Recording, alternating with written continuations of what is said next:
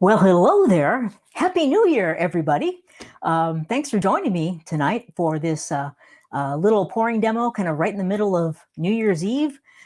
Thanks for taking some time away from your hopefully crazy New Year's party to watch a little bit of paint pouring. I promise to make it a fun one and relatively short. Of course, I'll answer any questions you might have, but I just want to say Happy New Year's and I hope you had a great year. And I'm really looking forward to a much, much better 2022. So we've got Monique in the house. Hey, Monique, and Novala is here. Thanks for joining me. And Susan is here. Hey, Susan. And I want to just say Susan is the newest member of the Pouring Studio membership. So congratulations, Susan, on joining us. I am so excited. And so that's a little bit of a hint that I'll talk about in just a second. But we're going to be doing a cloud pour demo tonight using my easy cloud pour mix formula. So I'll talk a bit about that. And also, we're going to be working on the cloud pour technique all month in January. That's going to be the technique of the month. And so this is a little bit of a teaser for that. And this is one of my cloud pour mixes. I have two other a little more complex ones that I will share with you inside the membership. And also we'll be getting into how to create colored cloud pour mixes so you can really kind of broaden the results you get. So it's going to be very, very fun. So this is kind of like a little bit of a teaser. And before I get too far, hey, Tracy is here. Nancy is here. Hey, Pat. She's joined us as well. Thanks for joining me, everybody. And what was I going to say? I was going to say, before I get into the painting, I'm going to open up the membership, as you might have just heard. Susan has joined us as a new member. So the membership is currently open, the Pouring Studio membership. And I wanted to open it up for a few days before we get into the cloud pouring technique, because that is one of the most popular ones that I always get comments on about when I'm going to teach it. And so I wanted to give everyone an opportunity to join and learn the cloud pour technique. It's an incredibly fun technique. So the membership is currently open, and you can join the Pouring Studio membership if you go right over here to www.acrylicpouringacademy.com/studio, or I'll also put it in the chat. And I'll put it in the chat right now. And maybe I'll put it in at the end again. So you could, if you're at all interested in joining us in the Pouring Studio membership, it is a very fun membership. We do a lot of exciting, amazing things in there. And not only just techniques and demos, but we talk about color theory. We talk about composition. We talk about how to finish your paintings. There are many methods on finishing your paintings. We're going to be getting into some more unique things like how to build cradle panels and panels to pour on. So there's all kinds of stuff that we're going to be covering this year. My gosh, this year, coming year in the Pouring Studio membership. So if you're at all interested, I would love for you to join us there. And also, if you're watching the replay of this, I'm just, hedging my bets here. The link to join will be down in the comments below. So, and it's going to be, the membership is currently open. It's going to be open till Tuesday, midnight on Tuesday. And then Wednesday, we're going to get busy and get into the cloud pour technique. And I'll be sharing my different cloud pour mixes and talking all about the different ingredients, ratios, the whole kit and caboodle. So it's going to be a whole bunch of fun. So with that said, I might talk about that a little bit at the end, but let's get into the painting and the demo for this evening. And so let me take this off of the screen here quick. All right. So the cloud pour, there are many different formulas and mix. Oops, I thought I took that away. Sorry. Oh, the banners. I'm going to just remove the banner. So there are a lot of different cloud pour mixes out there. A lot of them are very complex and require lots of different ingredients. This the one I've come up with is a very, very simple one. It's a super simple formula with very easy ratios that creates some pretty awesome results. And then, you can get into more sophisticated cloud pours by using some slightly different ingredients and a couple, adding a few more things. But we'll be talking about that in the future. But the key ingredient with all cloud pour mixes is some sort of a satin enamel paint. And the one I'm going to be using tonight, and the one I use in my easy mixture, is this one. It's a Behr Premium Plus satin enamel. You can get this at Home Depot in the United States. And the most popular satin enamel is by DecoArt. DecoArt Americana satin enamel. You might have seen that. I'm sure you've heard about that if you've been around paint pouring at all.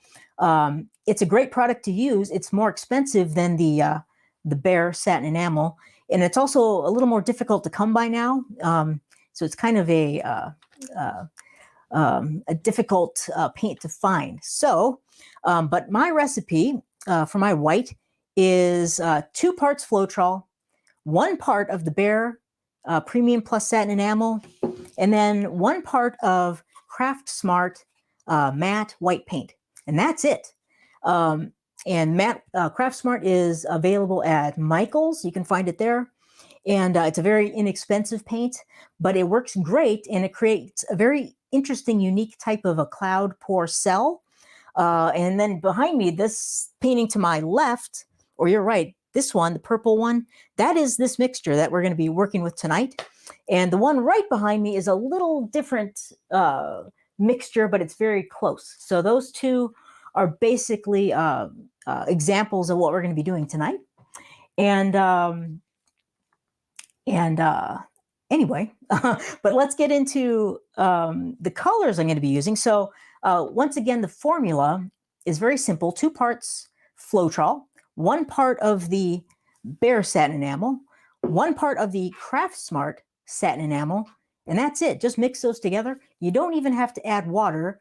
It's right about at the perfect consistency that I like for our straight pour cloud technique.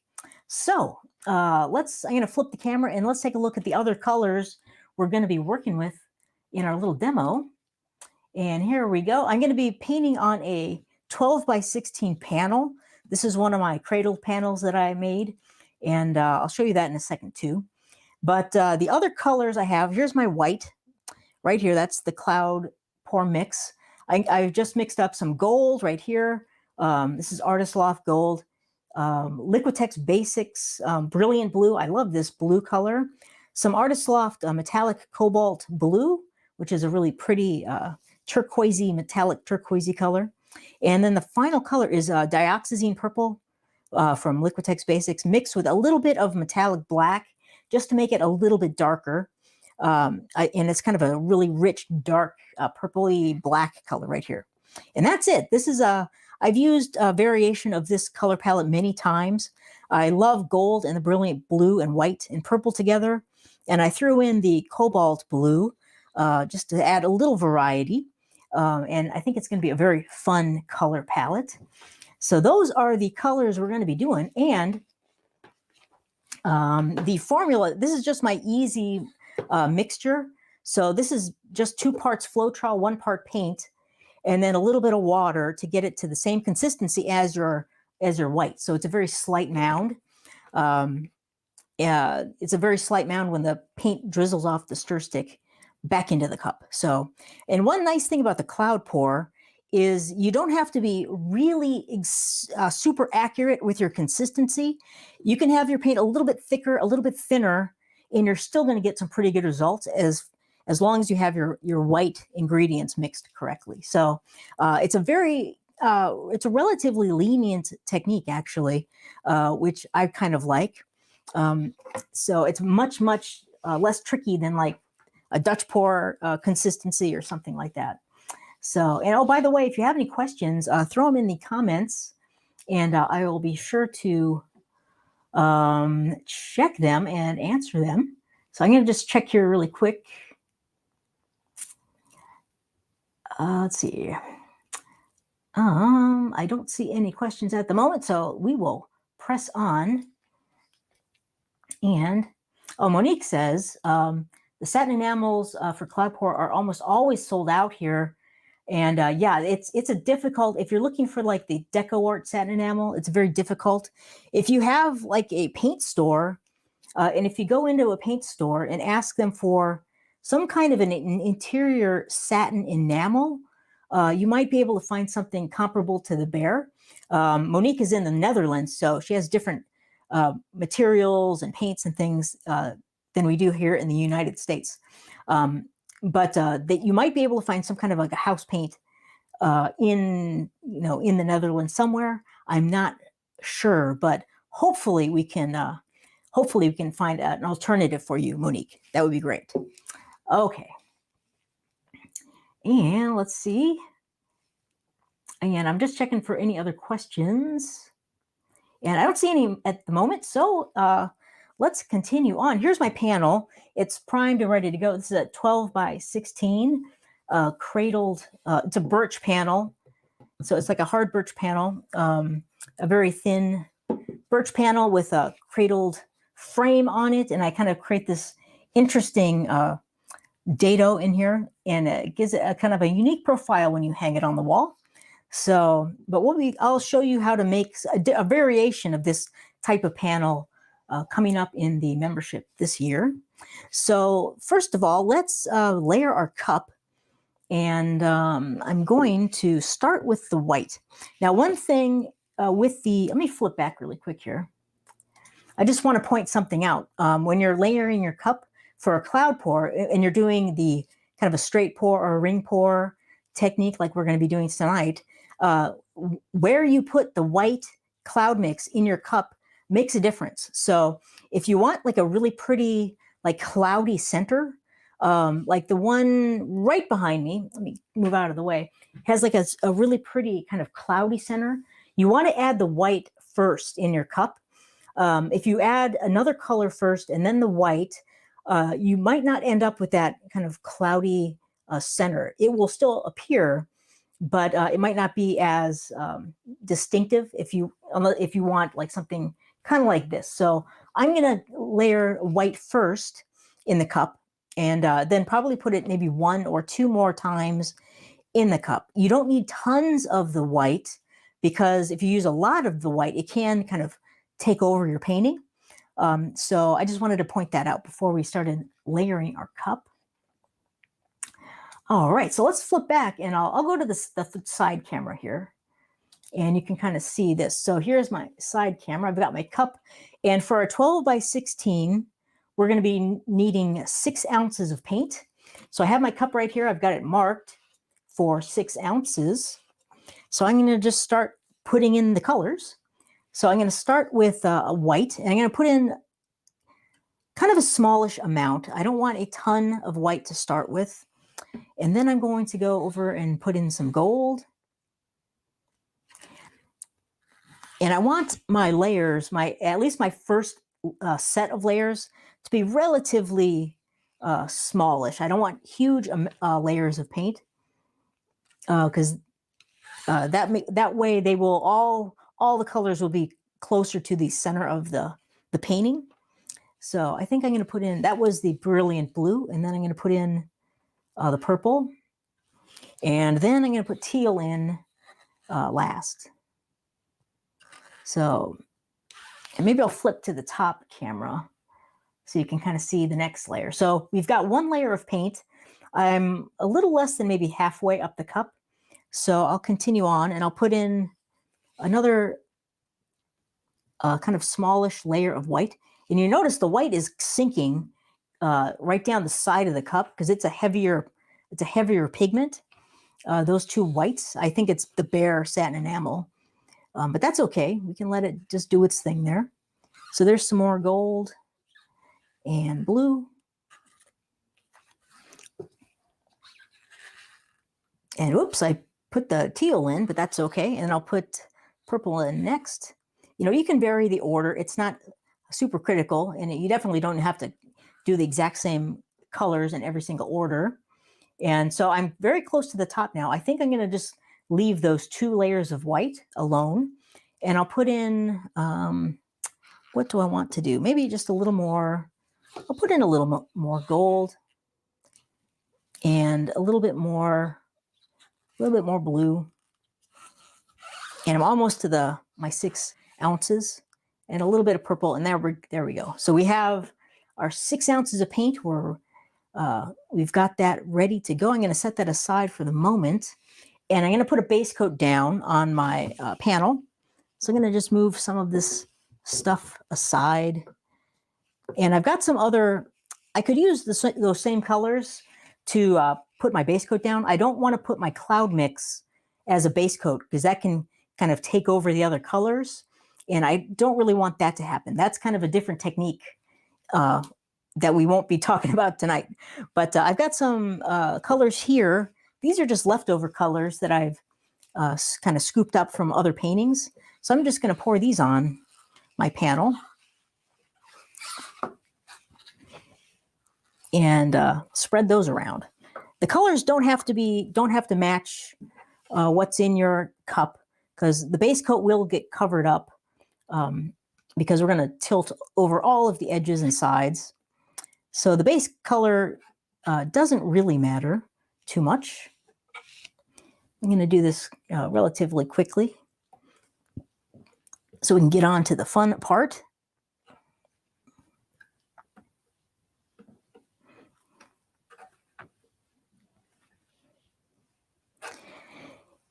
And like I normally always do, I always seem to put on too much paint for my base coat. I don't know why that happens. I've done so many of these paintings, but I always end up putting on too much. But that's okay. We can always kind of scoop a little off. Okay, and this is looking good. I'm just evening it out a little. It doesn't have to be super pretty or level. There we go. That looks good enough to me. Now I have a few air bubbles, so if you want to, you could torch to kind of get rid of your air bubbles at this point. I'm going to do that. So just a simple, quick torch over, and I'm done. And so we're ready to go. So I'm going to, this is going to be a straight pour, like right in the center of the panel. And I'm going to be pouring from the opposite side of where I layered my paints. I layered all my paints on, oops, I can't even see that, sorry. So I'm going to be pouring on this side. I layered all my paints on this side, so I like to pour on the opposite side. You get, I think it's a little more interesting design that comes out of the cup. But you could also pour on this side too. It's totally up to you. I've done that many, many times. So I'm going to flip, but I'm going to pour right in the center, and you're not going to really be able to see what's happening. So I'm going to flip to my side view camera, just like that. And so you'll be able to see the paint puddle kind of expand. So here we go. And then I'll go back over to the top camera. So let's give this a pour. So I'm just doing a straight pour. And I've got my cup, a few inches above the panel. And I like to just pour it in just a thin stream. You could wiggle your cup. You could do a ring pour if you wanted to. You could get the cup closer and do kind of that ribbon pour if you wanted to try that. There's many ways you can pour the paint on your surface. Here comes the white. I just like to, I do a lot of variations, but I like to kind of just keep it simple and just do a nice straight pour. Here's the second layer of white. And coming up now is the critical part where we want to have a very nice center. So I'm going to kind of capture that. I'm going to tilt my cup back slightly and then grab that drip so I don't drip in the paint puddle anywhere. So I'm happy with that. So I'm going to flip back and so you can see the top view. And there we go. So we've got some interesting things happening already. We've got our 2 white layers right here. So I used 2 white layers of white, and we've got some cells popping up right over here. Those are going to expand, which is going to be cool. We've got lots of interesting things happen, but we've got like these super compacted rings. And so we're going to stretch those out, and those are going to expand, and all kinds of stuff is going to happen. So it's going to be fun. I'm going to move this out of the way. All right. So let's give it a tilt. So I'm now at this stage, I'm just going through my 3-step tilting process. So step number 1, I just want to expand the paint puddle. And I've gone through this many times, but just kind of carefully rotate the paint around the surface. And try not to go off the edges just yet. And so I'm bringing the paint down the other side. Just like that. And we've got, then you can set it down and take a look. I started to go off a little bit right here, but that's okay. No big problem. I really love all these darks up here. That is very cool. So now at this stage, we've kind of expanded our paint puddle. It's time to start stretching over the edges and sides. And so step 1 is you kind of have to pick a corner to stretch off of. I think I'm going to go over here first. So I like to always turn my canvas so I can see where I'm tilting, and I can control the paint a little bit better. So I'm going to kind of slowly move the paint down there. And keep an eye on those cells, because as I start tilting, they're going to expand and also multiply. So some of them are going to get tilted off, but that's okay. So I've kind of gone over that corner. I'm going to tilt back and kind of slowly kind of move the paint back a little bit towards the center. And you can always set it down again and take another look. And then I kind of want to go down this corner next, I think. I'm really loving all this dark up in the top. Unfortunately, a lot of that's going to get tilted off, but it's really pretty at this point. But let's continue here. I'm going to tilt off of this corner next.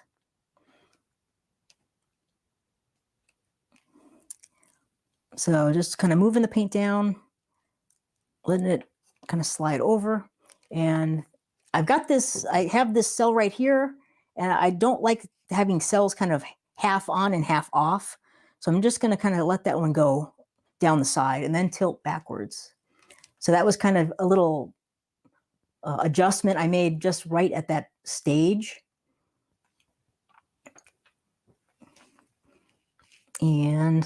But I'm not too worried about that kind of stuff right at this stage. At this second stage, I'm basically just wanting to cover the canvas, or the panel in this case, and get it all tilted out. So I'm liking that a lot.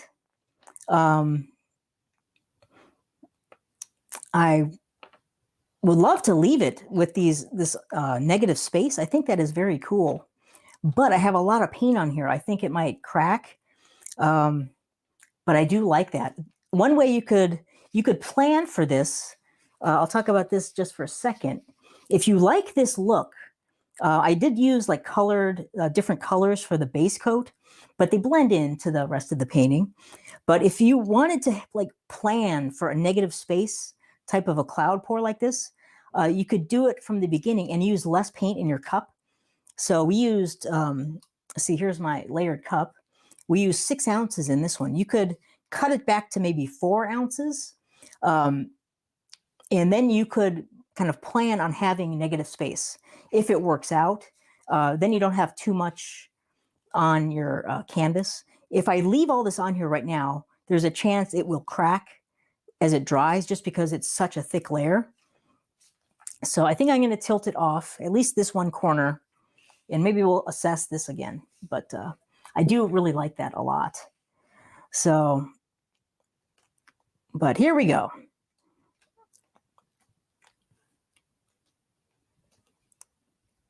So I'm just letting the paint kind of move down to that corner, and it's covered it. So I'm going to tilt back. Now, of course, you could always leave it and see what happens if you were just totally in love with that negative space. So there we go. We've got 3 corners covered, and let's see, I'm just taking a look. I do like that negative space, but I think I'm going to tilt it off just to, I don't know why. I do like it, but I think I'm going to tilt it off anyway. So just to kind of go through the entire process. So, but I'll just enjoy looking at it for another couple seconds here. So, all right. So next, here we go. Last corner. I know some of you probably are screaming at me, but that's okay. So just letting the paint kind of move on down there.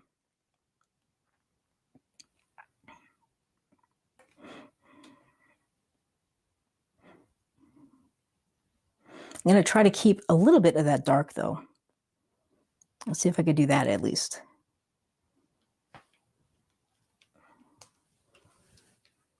Just a very little.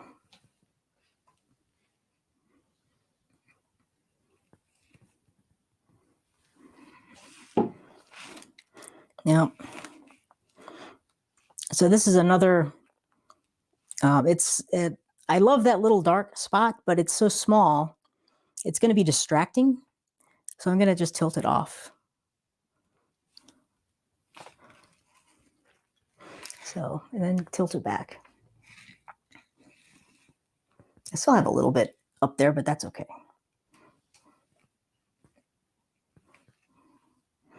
All right. So we've kind of covered the entire canvas at this stage. Now, the third and final stage of the tilting process is seeing if there's any other adjustments we want to do at this third stage. And this is it's an optional step, and it all depends on what you have in your painting. I really like a lot of what we have so far. You notice we've got tons of cells. I think they look great.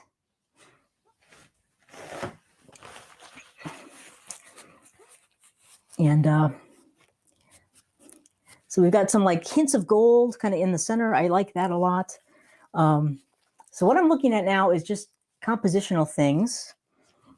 And these kind of vary depending, for everybody, depending on what you like, what your preferences are. I really like it at this stage. What I kind of tend to look for and what I like to see normally are different corners. Like I like to have 4 different corners. And right now we have like 3 different corners, but these 2 look very similar. We kind of have this path running through there. Like I love this corner. This corner is very unique and interesting. These 2 are very similar. I have to decide if I want to maybe alter one. And why not? I think I might tilt a little more off of this one. And then, of course, you don't have to do this, but let's give it a shot. So I'm going to just maybe move the paint down there just a tiny bit, just to alter that corner slightly, so it's not so similar to the other corner. And things will kind of shift and change a little bit with the rest of the painting. And see, I'm just tilting a little. And the paint's moving slowly. I'm not holding it at a very severe angle.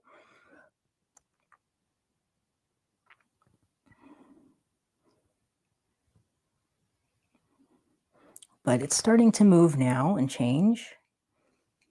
And it also stretches out other areas of the painting, which can make it look Kind of very interesting. So there we go. So I've moved that kind of blue corner a little bit, and now it looks different than the other corner, which I like. So you can kind of shift things back a little, and we've kind of expanded this corner a little. We've kind of expanded this corner a little as well. So I kind of like that. I think if nothing else, it doesn't look as symmetrical now. So there we go. And let's see, anything else I want to do?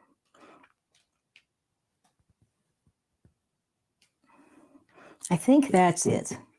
So I think I like that one, kind of just the way it is. So we did kind of a lot of tilting and decision making on that one.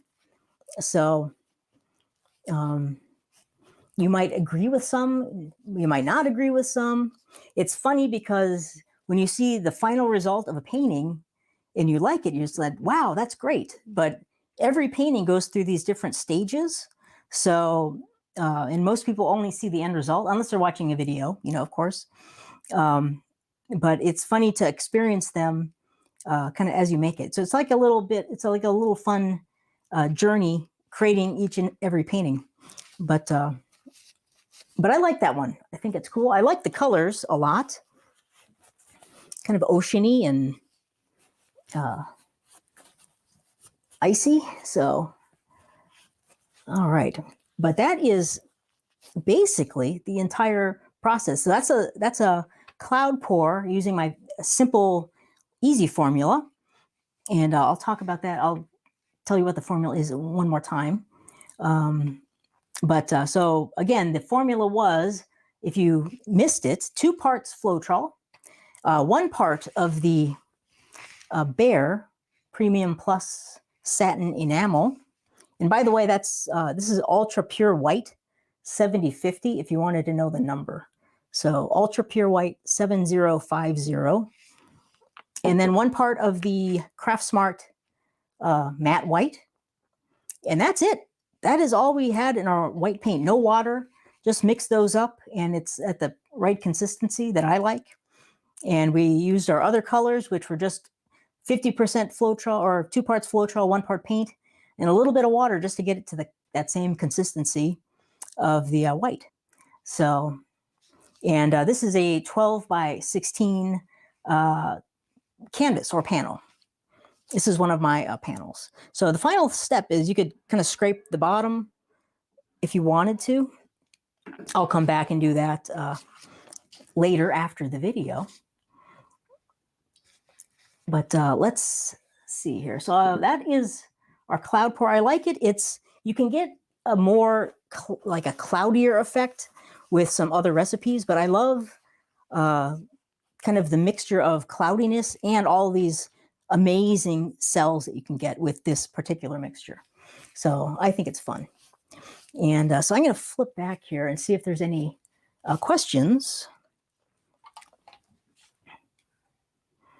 Let's see. All right. Hello again. So I'm just going to check and see if you have any questions or screaming comments or swearing at me. And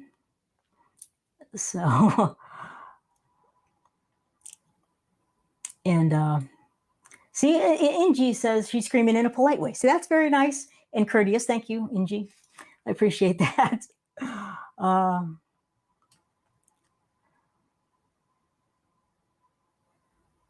And Novala really liked the negative space. I did too. I think that turned out great. Yeah, and like to plan on that is a great way to do negative space. A lot of the times you look at that, and as you're pouring, the negative space looks very cool, but it just doesn't work because there's just way too much paint, and you run the risk of like wrecking the whole painting. So, but planning for it is a great way to do it. All right, so let's see if there's any other questions.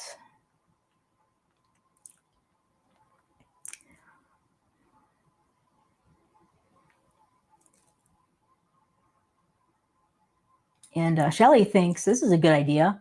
Would have laid down a black base coat, maybe. That would be a cool look, too. Especially if you're planning on like a negative space painting. That would be awesome. All right. All right, so I'm not seeing any other questions. Oops. I spoke too soon, I think.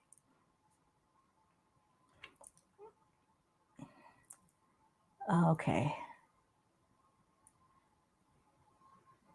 Well, I'm seeing a lot of great, thanks for all the great comments, by the way. I really appreciate those. And Gunther is swearing at me. That's fine. Feel free. Appreciate that. Cool. All right. So yeah, and then we had, I'm going to guess this is Lynn, my friend Lynn, and wanting to know the canvas size, 12 by 16. And if you're not Lynn, I'm sorry. So, all right. Cool. Awesome. So, well, if there's any other questions, you can throw them in the comments now. But I'm just going to mention again that the Pouring Studio membership is currently open. I've opened it to welcome new members because January is Cloud Pour month. That's a hard thing to say. And this is a little preview of what we're going to be working on all month long in the Pouring Studio membership. And I'll throw in the the link to go check out the membership if you want to check it out. I'll throw it in the chat again, and you can go take a look and see if it's something you might be interested in joining. Also, you can go to the link in the chat, or you could also visit this link right here on the screen, which is www.acrylicpointacademy.com/studio. And it's a monthly membership. We do a different technique every month, and we also do a studio chat, which we talk about things like color theory or composition, perhaps this month, and or finishing our paintings. We've talked about that before. There's a whole lot of other artistic topics we cover in like our studio chats that are related to pouring, but a little broader than just like the nuts and bolts of layering your cup and things like that. But I provide a lot of handouts, and like for the cloud pour, for example, I'll be sharing PDFs of all my different cloud mixing formulas. So you have like a handy resource for those. Also, my canvas covered cheat sheet is in there, as well as a whole bunch of other resources that you can print out that make a whole bunch of things, make everything a lot easier. So as easy as possible. And then we have member-only Q&As once a month. And there's also a fun little art show where you can submit your paintings and win some prizes. It's very fun. And it's a fun way to kind of show off what you've been doing, and just like a gentle nudge to get you to actually do some paintings. So, here's Susan. Susan has a question. When is the next class? I didn't see it in the calendar. I haven't added it to the calendar just yet, but it's going to be Wednesday, January 5th, I believe, is Wednesday, and that's going to be the cloud pour overview. So I kind of have an overview of the technique, and we'll talk about materials and ratios, and I'll kind of show you the different handouts, and you can print out the handouts and things like that. So that is going to be Wednesday, but it'll be in the calendar soon. I usually add those like Sunday or Monday for the upcoming week.